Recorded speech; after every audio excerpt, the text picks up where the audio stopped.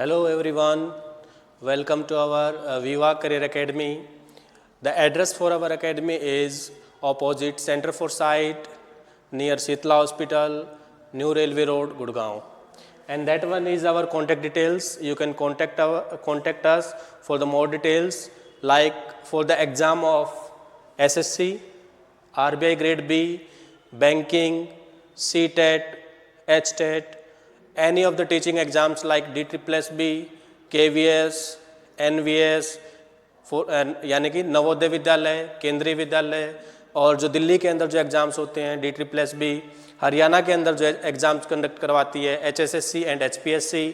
और अभी फ़िलहाल हम करंटली फोकस करेंगे हरियाणा CET के ऊपर, जिसका नोटिफिकेशन अभी कुछ टाइम पहले आउट किया गया है हरियाणा गवर्नमेंट के द्वारा।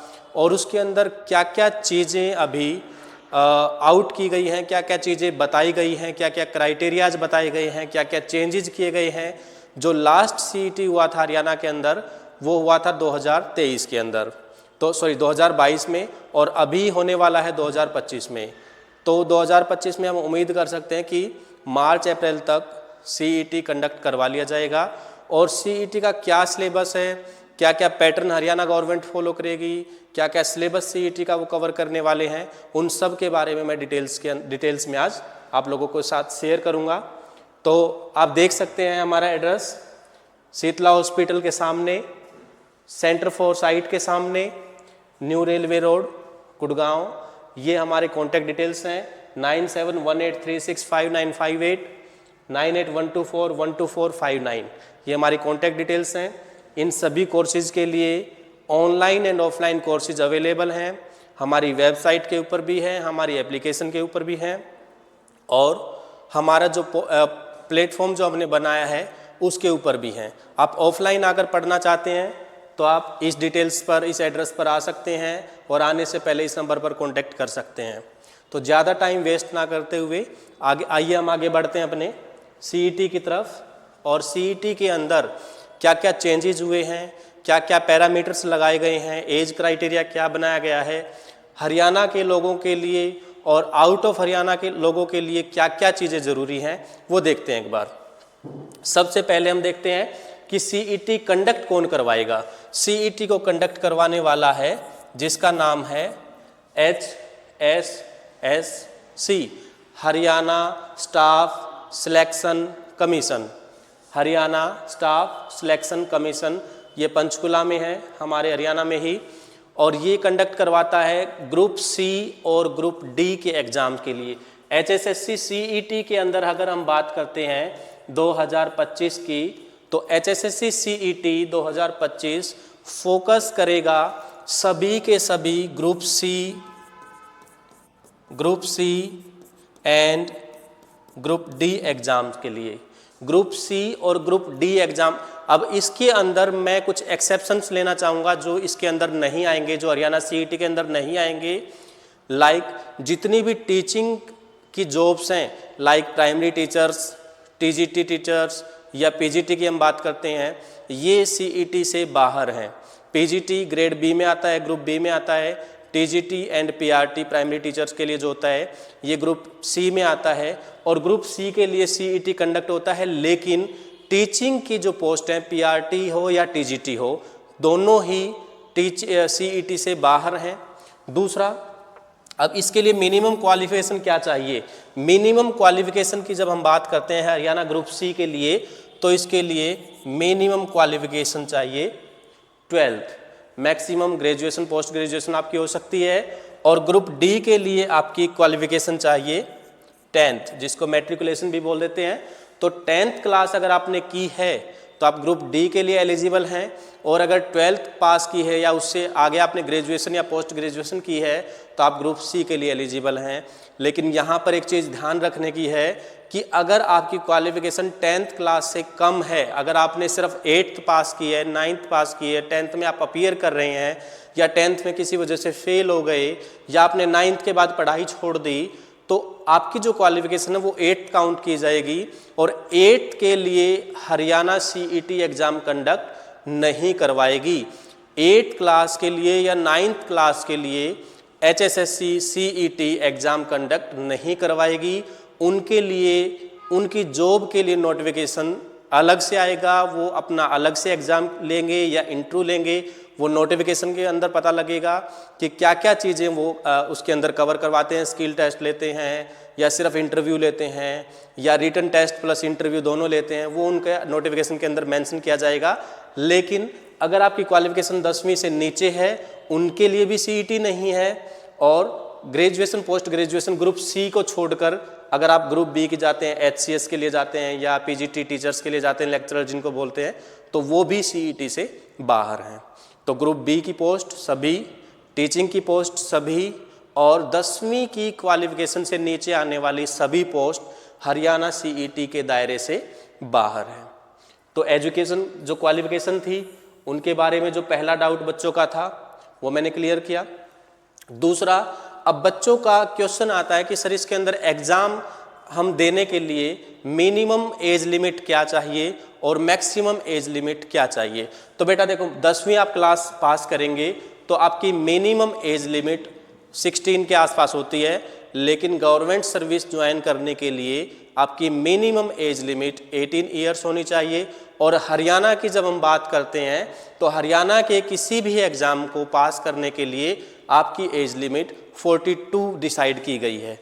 तो अगर मैं यहाँ पर एज लिमिट की बात करता हूँ, एज लिमिट की हम बात करते हैं, तो एज लिमिट में मिनिमम एज आपकी 18 ईयर्स और मैक्सिमम एज लिमिट आपकी 42 ईयर्स। 42 ईयर्स, 42 साल अगर आपकी एज लिमिट हो गई है, उसके बाद भी आप एग्ज़ाम दे सकते हैं। जी हाँ, बिल्कुल आप एग्ज़ाम दे सकते हैं। उसके लिए कंडीशन क्या है? उसके लिए कंडीशन ये है कि अगर आप रिजर्व कैटेगरी से बिलोंग करते हैं, लाइक शेड्यूल कास्ट से बिलोंग करते हैं, अदर बैकवर्ड क्लासेज से बिलोंग करते हैं, तो आपको एज रिलैक्सेशन दिया जाता है। ये जो डिटेल्स मैंने दी हैं एज की, ये जनरल कैटेगरी के लिए हैं। अगर हम इसमें रिजर्वेशन की बात करते हैं, अगर आरक्षण की बात करते हैं, तो रिजर्वेशन इसमें बेटा 3 साल के लिए OBC के लिए दिया गया है और शेड्यूल कास्ट के लिए 5 साल का रिलैक्सेशन एज में दिया गया है। यानी कि जनरल कैटेगरी के जो लोग हैं, जो बच्चे जो एग्ज़ाम की तैयारी कर रहे हैं, वो 42 साल की एज तक इसका फॉर्म अप्लाई कर सकते हैं। लेकिन अगर कोई बच्चा OBC से बिलोंग करता है, अदर बैकवर्ड क्लासेज से बिलोंग करता है, पिछड़ा वर्ग से बिलोंग करता है, तो वो 45 की एज तक एग्ज़ाम दे सकता है। अगर कोई बच्चा शेड्यूल कास्ट से है, अनुसूचित जाति से है, तो वो बच्चा 47 की एज तक एग्ज़ाम दे सकता है। तो ये आपका मिनिमम एज क्राइटेरिया हो गया। एजुकेशन क्वालिफिकेशन की हमने बात अभी कुछ टाइम पहले की थी। अब बच्चों का डाउट यहाँ पर ये भी आता है कि सर हमने पेपर तो दे दिया, अब कैसे पता लगेगा कि हमने CET पास किया या CET पास नहीं किया। तो बेटा इसमें भी क्राइटेरिया, जो हरियाणा CET का जो ऑफिशियल नोटिफिकेशन आया है उसमें क्वालिफाइंग नेचर इसको रखा गया है। इसमें क्वालिफाइंग नेचर इसको रखा गया है। क्वालिफाइंग नेचर का मतलब क्या है कि अगर आप जनरल कैटेगरी से बिलोंग करते हैं तो आपको 50% स्कोर करना पड़ेगा। 50% नंबर आपको लाने पड़ेंगे, उसके बाद ही आप क्वालिफाई माने जाएंगे। ये किसके लिए है? For general category, for general category. और अगर हम रिजर्व्ड क्लासेज की बात करते हैं तो रिजर्व्ड क्लासेज के लिए बेटा ये क्राइटेरिया है 40% for other backward classes and schedule caste. अनुसूचित जाति और अन्य पिछड़ा वर्ग के लिए जो मिनिमम क्वालिफाइंग स्कोर है वो 45% होना चाहिए और जनरल कैटेगरी के लिए 50% आपका मिनिमम क्वालिफाइंग स्कोर चाहिए। अगर आपका स्कोर इससे ज़्यादा है तो आप क्वालिफाई है, अगर आपका स्कोर इससे कम रहता है तो आप क्वालिफाई नहीं कर पाए, आपको नेक्स्ट ईयर एग्ज़ाम देना पड़ेगा। अब और भी यहाँ पर बच्चों के क्वेश्चंस आते हैं, जैसे पहला क्वेश्चन कि सर मैंने 2022 में CET दिया था। कब दिया था CET? 2022 में, 2022 में, और अभी मैं CET 2025 में दे रहा हूँ क्योंकि 2022 वाले में मेरी गवर्नमेंट जॉब नहीं लगी, अब क्या करूं मैं? और मेरा स्कोर था 70 मार्क्स। 70 मार्क्स कहाँ पर था? जब मैंने 2022 में CET दिया था तब। क्या मुझे देना ज़रूरी है? बेटा इसके लिए दो कंडीशंस हैं। पहला कि CET जो एक बार कंडक्ट करवाया जाएगा उसकी वैलिडिटी होगी 3 साल की। अगर हम वैलिडिटी की बात करते हैं तो ये वैलिडिटी होगी 3 साल की। जिस दिन आपका रिजल्ट डिक्लेयर किया जाता है, फॉर एग्जाम्पल आज आपका एग्जाम कंडक्ट किया गया और इसके बाद जब भी आपका रिजल्ट आता है वो 1 महीने बाद आए, 2 महीने बाद आए या 5 महीने बाद आए, जिस दिन भी आपका रिजल्ट डिक्लेयर होता है उस रिजल्ट डिक्लेरेशन के 3 साल बाद तक आपका CET स्कोर वैलिड माना जाएगा। CET स्कोर आपका 3 साल तक वैलिड माना जाएगा। उसके बाद वो ऑटोमेटिकली लैप्स हो जाएगा, ख़त्म हो जाएगा, आप उसके बेस पर नौकरी नहीं ले सकते। और 2022 में आपने दिया था, 2025 अभी चला हुआ है, तो 2022 में जब भी आपका रिजल्ट आया था उसके बाद अगर 3 साल पूरे हो गए हैं तो बेटा आपका स्कोर वैलिड नहीं है। अगर 3 साल नहीं हुए तो आपका स्कोर वैलिड है। अभी आप जो 2025 में देंगे, अब यहाँ पर एक एग्जाम्पल लेके मैं समझाना चाहता हूँ कि दोनों में डिफरेंस क्या होगा। अभी मैंने एग्जाम्पल क्या लिया कि CET 2022 में मेरे नंबर कितने थे? 70 नंबर थे, 70 मार्क्स मेरे थे।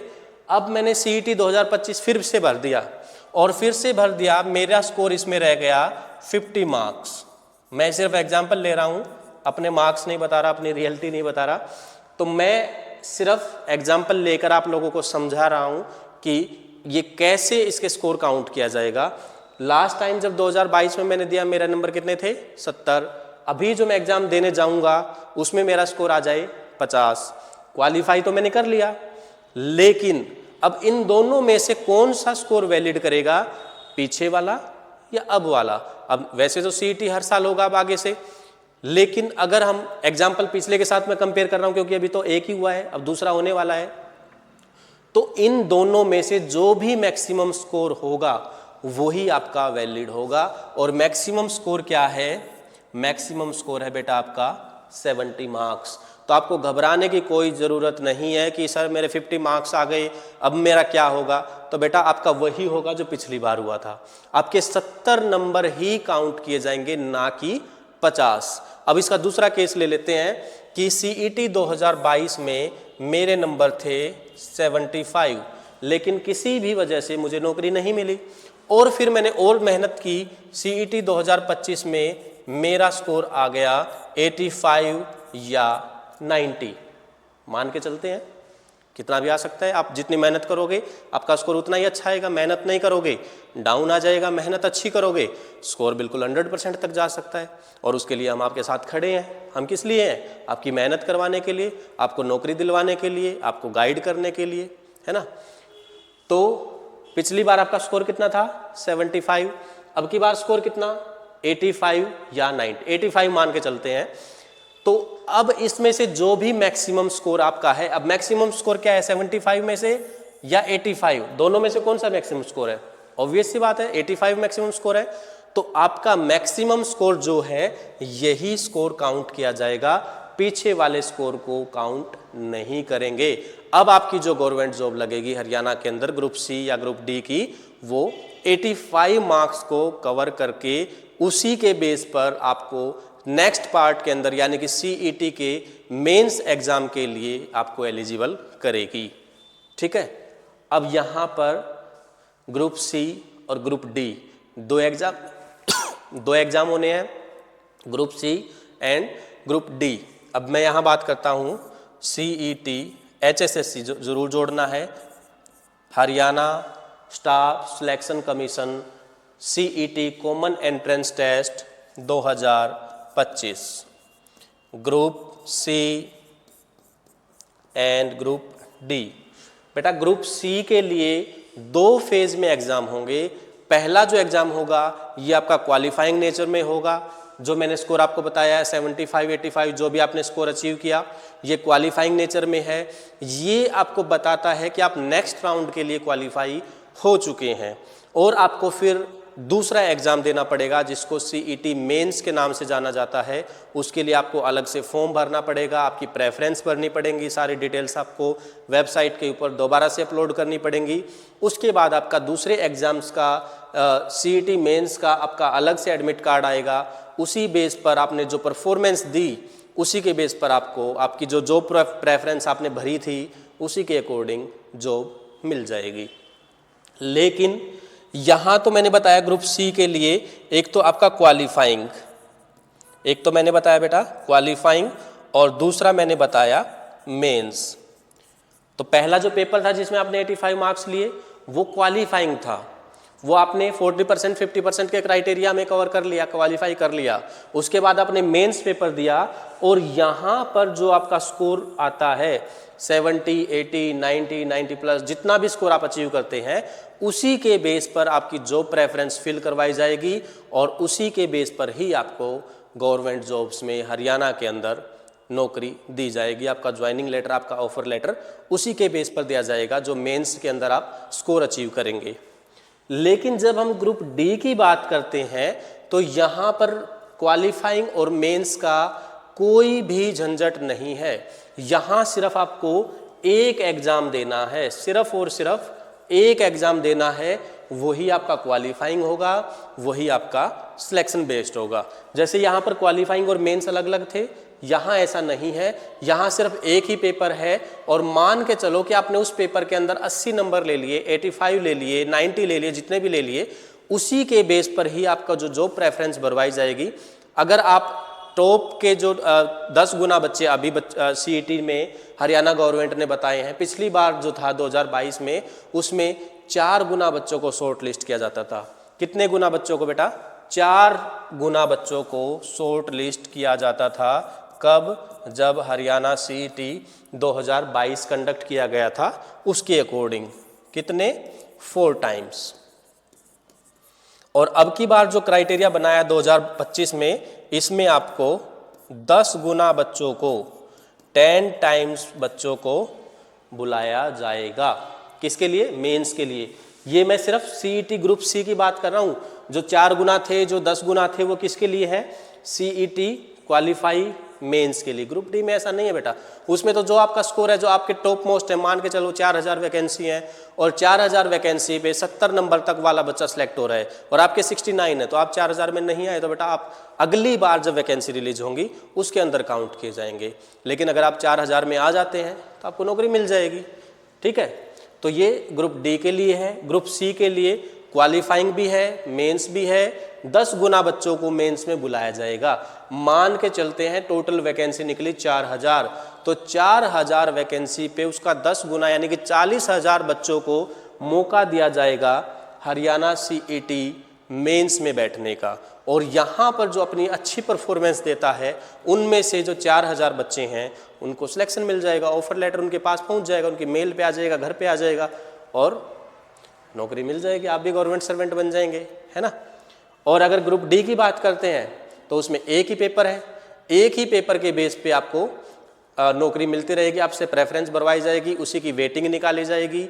वेटिंग में अगर आपका आता है तो कुछ टाइम बाद वेटिंग क्लियर करवाई जाएगी। अगर वेटिंग में भी नहीं आता तो बेटा थोड़ी सी मेहनत और करो और नेक्स्ट CET के लिए अपने आप को फिर से प्रिपेयर करो। ठीक है बेटा, मैंने एज क्राइटेरिया बता दिया, मैंने क्वालिफिकेशन, एजुकेशन क्वालिफिकेशन मैंने बताई, कितने गुना बच्चों को शॉर्ट लिस्ट किया जाएगा ये भी मैंने बता दिया, क्या क्या क्राइटेरिया है क्वालिफाइंग में, क्वालिफाइंग मार्क्स कितने हैं ये भी मैं बता चुका, पेपर का फॉर्मेशन क्या है, क्वालिफाइंग है, मेंस है, ग्रुप डी में क्या है, ये सब मैं बता चुका। अभी बेटा हम बात करते हैं यहाँ पर, अभी हम बात करते हैं सिलेबस से रिलेटेड कि हरियाणा CET का सिलेबस क्या आएगा। HSSC CET सिलेबस, आपका पाठ्यक्रम क्या क्या है, क्या क्या चीज़ें आएंगी, आपको कौन सी चीज़ सबसे ज़्यादा पढ़ने की ज़रूरत है ताकि आप हरियाणा CET के अंदर बहुत ही आसानी से सिलेक्शन ले लो। इतनी टेंशन वाली बेटा कोई बात नहीं है, घबराने वाली कोई भी बात नहीं है। CET तो है आप आराम से, मुझे आपके ऊपर पूरा यकीन है कि आप आराम से पास कर दोगे, इतनी तो आप मेहनत कर ही रहे हैं। अगर आप ये वीडियो देख रहे हैं तो इसका मतलब आप इंटरनल मोटिवेट हैं, आपको नौकरी की ज़रूरत है। और नौकरी की ज़रूरत दूसरे को दिखाने के लिए नहीं है, अपने हालात सुधारने के लिए है, अपने आप को प्रूव करने के लिए है। दूसरे को दिखाने के लिए नौकरी नहीं की जाती, उसको शौकिया तौर पर की जाती है। और वो बच्चा जो ये कहता है कि आज नहीं कल करेंगे, तो उसको नौकरी की ज़रूरत नहीं है, वो सिर्फ अपने शौक़ पूरे करने के लिए नौकरी करना चाहता है। लेकिन अगर आप ये कहते हैं कि मुझे अभी करना है, आज करना और अभी करना है, तो इसका मतलब आपको नौकरी की बहुत ज़्यादा ज़रूरत है। और वही ज़रूरत आपको यहाँ लेके आई है, वही ज़रूरत आपको सिलेबस पढ़ने पर मजबूर कर रही है, और वही ज़रूरत, वही अहमियत, वही ईमानदारी आपको एक दिन और भी ऊपर तक लेके जाएगी। ये आपके अंदर एक डिटर्मिनेशन होना चाहिए, कंसिस्टेंसी के साथ आपको काम करना है, मेहनत करनी है। गाइडलाइन के लिए हम खड़े हैं, जो सिलेबस है वो भी हम साथ साथ कवर करवा रहे हैं। अपने यूट्यूब चैनल के ऊपर आपको सारी की सारी वीडियोज सभी सब्जेक्ट्स की, like reasoning, maths, English, Hindi, computer, general knowledge, Haryana GK, इन सब की क्लासेज आपको हमारे यूट्यूब चैनल पे भी मिल जाएगी। अगर आप ऑनलाइन कोर्सेज परचेज करना चाहते हैं तो हमारे जो एप्लीकेशन है उसके ऊपर मिल जाएगी, हमारी वेबसाइट पे, प्लेटफॉर्म पे मिल जाएगी, हर जगह पर आपको वीडियोज अवेलेबल मिलेंगी। ठीक है बेटा। तो अब मैं बात करता हूँ सिलेबस की। तो हरियाणा का सिलेबस 2 हिस्सों में डिवाइड किया गया है। हरियाणा सीईटी का जो सिलेबस है इसको 2 हिस्सों में डिवाइड किया गया है, 25% एंड 75%। 25% एंड 75%। 25% का मतलब क्या है? ये है हरियाणा की जो जनरल नॉलेज है, इसको हम हरियाणा जीके का नाम ले सकते हैं, इसको हम हरियाणा जीके का नाम ले सकते हैं, हरियाणा जनरल नॉलेज, जिसके अंदर हम कवर करेंगे हरियाणा की हिस्ट्री, हरियाणा की ज्योग्राफी, हरियाणा की इकोनॉमिक्स, हरियाणा का इन्वायरमेंट, हरियाणा का करंट अफेयर, हरियाणा का सेंसस और हरियाणा की सिविक्स यानी कि राजनीति। क्या क्या हमारी हरियाणा के अंदर विधानसभा कितनी है, जिसको लेजिस्लेटिव असेंबली बोलते हैं, सीएम कौन है, गवर्नर कौन है, कैसे बनाए जाते हैं, पहले कौन थे, लास्ट कौन थे, बीच में कौन थे, इमरजेंसी लगी या नहीं लगी, गवर्नर क्या क्या काम करता है, सीएम कैसे बनता है, क्या क्या काम करता है, इनके बारे में हम सब कुछ अपना सिविक्स के अंदर पढ़ेंगे। ज्योग्राफी के अंदर हम अपने हरियाणा की पॉपुलेशन के बारे में भी पढ़ेंगे, हरियाणा की लैंड एरिया के बारे में बात करेंगे, यहाँ की वाइल्ड लाइफ सेंचुरी के बारे में बात करेंगे, क्लाइमेट के बारे में बात करेंगे, वेदर के बारे में बात करेंगे, रेनफॉल की बात करेंगे, लेक्स की बात करेंगे, नेचुरल पार्क की बात करेंगे, नेशनल पार्क की बात करेंगे। ये सब आपका ज्योग्राफी के अंदर कवर किया जाएगा। इकोनॉमिक्स के अंदर आपका सेंसस कवर किया जाएगा। करंट अफेयर में हरियाणा के अंदर जो जो चीज़ें हो रही हैं अभी, जैसे स्पोर्ट्स के अंदर हम हरियाणा के जो लोग हैं उनका सबसे ज़्यादा पार्टिसिपेशन रहता है, सबसे ज़्यादा अवार्ड हरियाणा के लोगों को मिलते हैं। अभी बहुत सारे हमारे जो खिलाड़ी हैं, स्पोर्ट्स पर्सन हैं, उनको 4 को भारत रत्न दिया गया है, 35 को अर्जुन अवार्ड दिया गया है, 1 को द्रोणाचार्य अवार्ड दिया गया है। ये सारा का सारा हमारा करंट अफेयर के अंदर आता है। और जो हमारी हिस्ट्री है, 1857 में जो हमारा रिवोल्ट हुआ पूरे देश की आज़ादी के लिए, उसमें हरियाणा का पार्टिसिपेशन क्या था, हरियाणा के कौन कौन सी जगह पर ये रिवोल्ट हुआ था, किस किस लीडर ने इसमें पार्टिसिपेशन किया था, ये सब चीज़ें हरियाणा की हिस्ट्री के अंदर आती हैं। तो हरियाणा का जितना इतिहास रहा, कुरुक्षेत्र की लड़ाई, जो महाभारत की जो लड़ाई है वो कुरुक्षेत्र में हुई थी, वहाँ से शुरू करके और आज तक जो भी हिस्ट्री चल रही है वो सब कुछ हम हिस्ट्री में पढ़ेंगे। पानीपत की लड़ाई यहाँ हुई, तराइन की लड़ाई यहाँ हुई, पानीपत की जो 3 लड़ाई थी, तराइन की जो 2 लड़ाइयाँ थी, 1857 का रिवोल्ट था, ये सब की सब चीज़ें हम हरियाणा जीके के अंदर कवर करेंगे। ठीक है बेटा। और इसका परसेंटेज कितना रहेगा, इसका वेटेज कितना रहेगा? 25%। अब इस 75% में क्या आएगा? इस 75% में आएगा बेटा Indian GK, Indian general knowledge. इसी में भी वही इंडिया की हिस्ट्री, इंडिया की ज्योग्राफी, इंडिया की पॉलिटिक्स, इंडिया की इकोनॉमिक्स, इंडिया का सेंसस, इंडिया का करंट अफेयर, इंडिया का मिसलेनियस, इंडिया की स्पोर्ट्स, इंडिया का डिफेंस, ये सब कुछ इंडियन जीके में कवर किया जाएगा। उसके साथ साथ कंप्यूटर, और कंप्यूटर हर पोस्ट के लिए नहीं आएगा। सीईटी प्रीलिम्स क्वालिफाइंग जो होगा उसमें कंप्यूटर आएगा, लेकिन मेंस में हर एग्जाम के अंदर कंप्यूटर का पार्ट नहीं होगा। वो कंप्यूटर जिसमें भी रिक्वायरमेंट है उसी के पेपर में ही कंप्यूटर दिया जाएगा। उसके साथ साथ मैथ्स, रीजनिंग, इंग्लिश, हिंदी, ये आपका इस इंडियन जीके में ही आपका करंट अफेयर भी है। Current affair plus Indian GK, computer, maths, reasoning, Hindi, English, ये आपका सिलेबस रहेगा जो 75% वेटेज कवर करता है। अब इसमें से सबसे ज़्यादा सेक्शन क्या आएगा? देखो यहाँ पर हम जीके की बात कर रहे हैं, हरियाणा जीके, यहाँ पर हम करंट अफेयर और इंडियन जीके की बात कर रहे हैं। यानी कि सिंपल सी लैंग्वेज में हम ये कह सकते हैं कि हरियाणा जीके और इंडियन जीके ये दोनों अपना वेटेज इस एग्ज़ाम के अंदर सबसे ज़्यादा रखेगी। सिंपल सी लैंग्वेज में हम ये कह सकते हैं कि हरियाणा जीके और इंडियन जीके दोनों को अगर हम मिला दें, हरियाणा जीके और इंडियन जीके अगर दोनों को मिला दें तो लगभग 50 to 60% वेटेज हरियाणा जीके और इंडियन जीके दोनों का रहेगा। बाकी जो 40 से 50% जो वेटेज होगा वो computer, maths, reasoning, Hindi, English. ऐसा भी हो सकता है कि सभी के 8-8 क्वेश्चन आए, ऐसा भी हो सकता है कि 10-10 क्वेश्चन आए, ऐसा भी हो सकता है किसी के 10 आ गए, किसी के 8 आ गए तो किसी के 5 आ गए। वेटेज कुछ भी हो सकता है, बस इतना है कि ये 75 है और ये 25 है। इसमें ऐसा कुछ भी नहीं है कि हरियाणा जीके में ज्योग्राफी ज़्यादा दी जाएगी, इकोनॉमिक्स ज़्यादा दी जाएगी। वो वेटेज कुछ भी हो सकता है, वो हरियाणा गवर्नमेंट की जो भी एजेंसी एग्ज़ाम कंडक्ट करवाएगी उसके ऊपर डिपेंड करता है कि वो कौन सा पार्ट सबसे ज़्यादा दे। ओके बेटा, तो ये हमारा सिलेबस है। अब इस सिलेबस के अंदर अगर हम इस सिलेबस के अंदर बात करते हैं और भी हरियाणा सीईटी से रिलेटेड,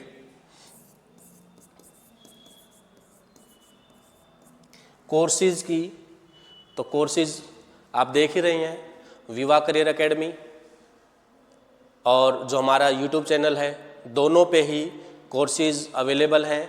ऑनलाइन भी है, ऑफलाइन भी है, जो भी आपको सूटेबल लगता है। अगर आप ऑनलाइन देखना चाहते हैं तो आप ऑनलाइन भी देख सकते हैं, विजिट करके ऑफलाइन करना चाहते हैं तो आप ऑफलाइन भी कर सकते हैं। और कॉन्टैक्ट डिटेल्स हमने शेयर कर दी है आपके साथ। आप किसी भी टाइम आपको हमें कॉल करके किसी भी चीज़ के लिए पूछ सकते हैं, उसके लिए हमेशा आप लोगों का वेलकम रहेगा। कोई भी चार्जेज आपसे डिटेल्स शेयर करने का या किसी भी गाइडेंस का चार्ज आपसे नहीं किया जाएगा, ये फ्री ऑफ कॉस्ट रहेगा। हमेशा आपकी सेवा के लिए तत्पर हैं हम आपके अपने। तो हम यही चाहेंगे कि अब की बार आपको नौकरी मिल जाए। अब इसमें और क्या क्या चीज़ें हम देख सकते हैं हरियाणा सीईटी में।